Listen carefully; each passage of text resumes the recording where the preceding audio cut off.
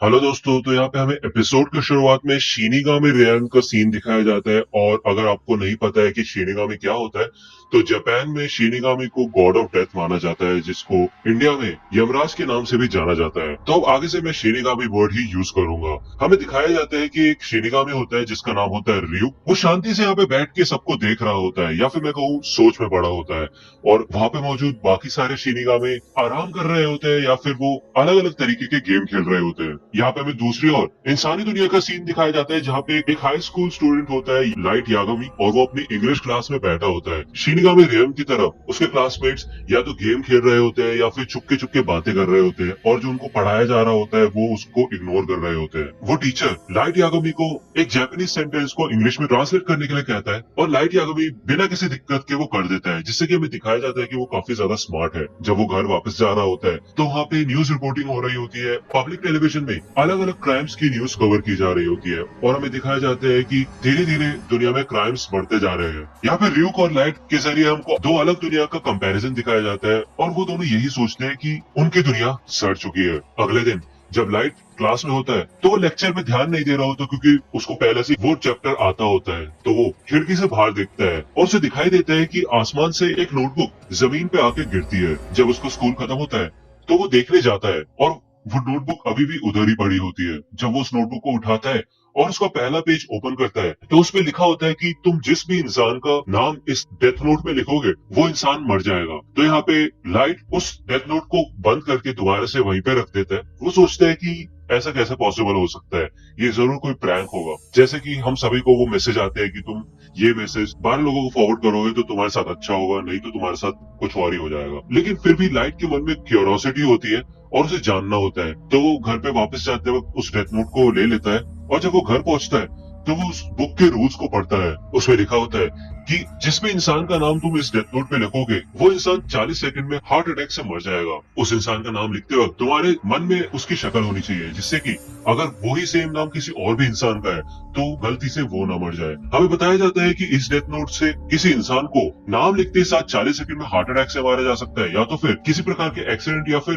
बीमारी से भी मारा जा सकता है। दूसरे ऑप्शन के लिए उस पर्सन का नाम लिख के नीचे एक्सीडेंटल डेथ लिख के 6 मिनट 40 सेकंड में पूरा डिस्क्राइब करना होता है कि कैसे कैसे क्या क्या होना चाहिए। इतना सब कुछ पढ़ने के बाद लाइट अपने बेड पे लेट जाता है, और वो कहता है कि ये तो कहना पड़ेगा कि प्रैंक के नाम पे तो ये काफी ज्यादा डिटेल्ड है। तो वो सोचता है कि इसको ट्राई करके देखा जाए, लेकिन वो नाम लिखने से पहले ये सोचता है कि अगर मैंने नाम लिखा और सच में कोई मर गया, तो उससे तो मैं मर्डरर बन जाऊंगा। लेकिन तभी वहाँ पे टीवी पे एक लाइव न्यूज चल रही होती है, जहाँ पे एक क्रिमिनल ने एक डे केयर में कुछ टीचर्स और बच्चों को बंदी बना दिया होता है। न्यूज रिपोर्टिंग में बताया जाता है कि ये वही क्रिमिनल है जिसने पिछले दिन शॉपिंग मार्ट में भी एक क्राइम किया था। तो यहाँ पे टीवी पे उस क्रिमिनल का नाम और चेहरा दिखा दिया जाता है। तो लाइट उसका नाम और चेहरा देख के उसका नाम डेथ नोट में लिख देता है। वो 40 सेकंड वेट करता है, लेकिन उसके बाद भी कुछ नहीं होता। वो बस टीवी बंद ही करने वाला होता है, लेकिन तभी हमें दिखाया जाता है कि सारे के सारे हॉस्टेजेस और टीचर्स बिल्डिंग से बाहर निकलने लग जाते हैं, और उनको कोई भी चोट वगैरह नहीं लगी होती। यहाँ पे हमें कंफर्मेशन दी जाती है कि किसी भी अथॉरिटी ने उसको शूट नहीं किया, और हॉस्टेजेस ने यही बताया कि वो सीधा गिर गया था। तो यहाँ पे लाइट समझ जाता है कि उसको हार्ट अटैक आया है, और लाइट काफी ज्यादा चौंक जाता है। जिसके बाद वो सोचता है कि जरूर ये एक इत्तेफाक ही होगा। अगर ऐसा है तो उसको दोबारा से डेथ नोट को इस्तेमाल करके देखना होगा। यहाँ पे जब वो अपने क्राइम स्कूल में होता है, तो वो देखता है कि एक लड़का है सूडो, जो कि उनके स्कूल का बुली होता है, यानी कि वो बच्चों को परेशान करता है, और वो एक लड़के से उसके पैसे भी मांग रहा होता है। लाइट यही सोचता है कि अगर ऐसा कोई इंसान दुनिया से गायब भी हो जाए, तो क्या किसी को कोई फर्क पड़ेगा। लेकिन लाइट यही बोलता है कि उसको ऐसे लोगों को मारना अवॉइड ही करना चाहिए जिनको वो जानता है। जब वो घर वापस जा रहा होता है, तो वो देखता है कि एक मोटरसाइकिल गैंग एक लड़की को परेशान कर रही होती है, और उसके साथ छेड़छाड़ कर रहे होते हैं। लाइट एक शॉप में चला जाता है, और जब वो जा रहा होता है, तो उसे सुनाई देता है कि उस गैंग के लीडर ने अपना नाम बताया होता है, टाकुओ शिबुइमारू। जब लाइट दुकान के अंदर आ जाता है, तो वो टाकुओ का नाम अलग अलग स्पेलिंग्स में लिख देता है, क्योंकि डेथ नोट में लिखते समय स्पेलिंग भी एकदम एग्जैक्ट होनी चाहिए। अब क्योंकि उसने लीडर के मुंह से उसका नाम सुना था, तो वो जितने भी उसके कॉम्बिनेशन हो सकते थे, हर तरीके से उसका नाम उसने डेथ नोट में लिख दिया होता है। जिसके बाद लाइट उसके आगे ट्रैफिक एक्सीडेंट लिख देता है, और 40 सेकंड बाद जब वो लड़की उनसे बच के भाग जाती है, तो टाकुओ अपनी बाइक से उसका पीछा करता है, लेकिन वहां पे एक ट्रक आ जाता है और वो टाकू को उड़ा देता है, जिससे कि टाकू का एक एक्सीडेंट हो जाता है। यहाँ पे लाइट को पूरा यकीन हो जाता है कि डेथ नोट असली है और काम करती है। वो 2 लोगों को मार चुका होता है और इसके बाद उसका दिमाग घूमने लग जाता है। उसको काफी डिप्रेसिंग फील होता है कि उसने ये क्या कर दिया। यहाँ पे हमें शिनिगामी रियान का सीन दिखाया जाता है और यहाँ पे ryuk बाकी शिनिगामी को बताता है कि उसने अपनी डेथ नोट गिरा दी है। तो बाकी शिनिगामी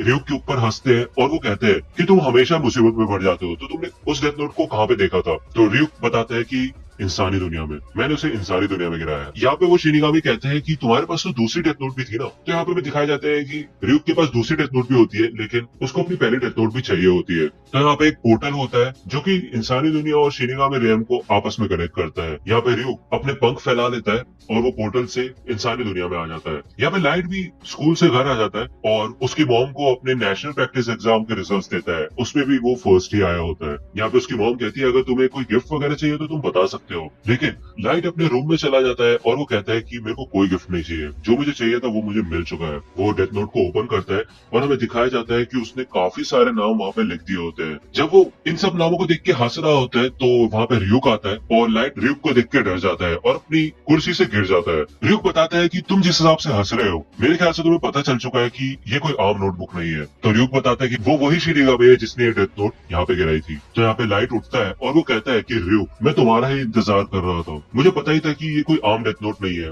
और इसको इस्तेमाल करने की वजह से कभी ना कभी तो मेरा सामना मौत से होगा ही। तो यहाँ पे ryuk उस डेथ नोट को देखता है और वो काफी ज्यादा इंप्रेस हो जाता है ये देख के कि लाइट ने सिर्फ 5 दिन में डेथ नोट पे इतने सारे नाम लिख दिए। बहुत सारे लोग तो इतने सारे नाम लिखने से डरते हैं। हाँ, इससे पहले भी इंसानी दुनिया में डेथ नोट गिराई जा चुकी है। तो यहाँ पे लाइट कहते हैं तो क्या अब तुम मेरे को यहाँ पे सजा देने आए हो?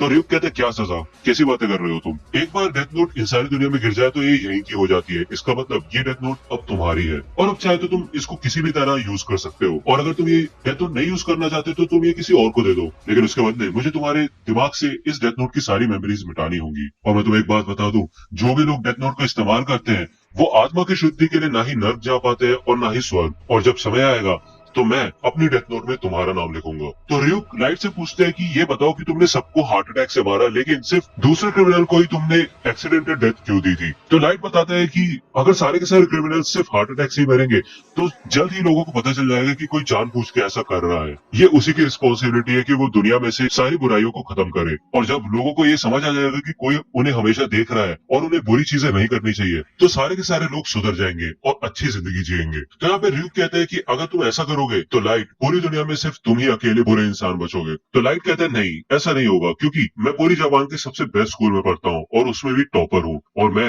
भगवान बनूंगा उस नई दुनिया का। तो यहाँ पे ryuk काफी ज्यादा सेटिस्फाई हो जाता है और उसे काफी अच्छा लगता है कि उसको इंसानी दुनिया में अब मजा आने वाला है।